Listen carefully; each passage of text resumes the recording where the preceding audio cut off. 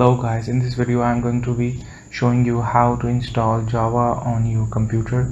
So for that, first we can do is check if we have Java already installed by typing in the command java -version.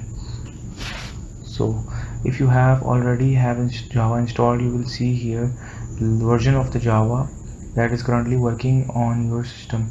So what I will do is I will install the latest Java 18 and upgrade it. So the steps are the same if you want to upgrade or install Java. So what I will do is Java Oracle downloads. I will go to the downloads section and you can see here that Java 18 and Java 17 are available. So what I will do is I will check the Windows and I will install this installer because I don't want to unzip or move files. So what I will do is just install this application file, installer file, and click on next. What I have here is I already have it downloaded.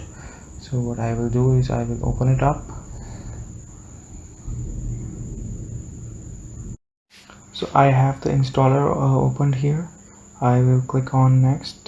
This is the installation directory. Still click on next. So it will take 1 or 2 minutes to install and copy all the installer files.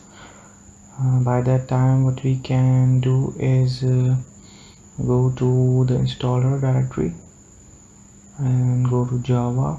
You can see Java 18 and bin. Let's copy this path here and come back to our desktop, and Java has been installed. What we have to do now is edit the environment variables. So if you have different users running on your Windows system, you will not be able to edit the system variables. If you have only one system user, you will need to edit the path in system variables. I have multiple users, so I will be editing the path in my user variables. So click on path, edit, and let's just add in a new path and copy and paste the path we copied before. So some applications also require a Java home variable. So what we have to do is type in Java home and paste the path, but remove the bin folder. So it shows the Java home directory, and click on OK and OK. So now what we can do is check which version of Java is working. Type in cmd java -version.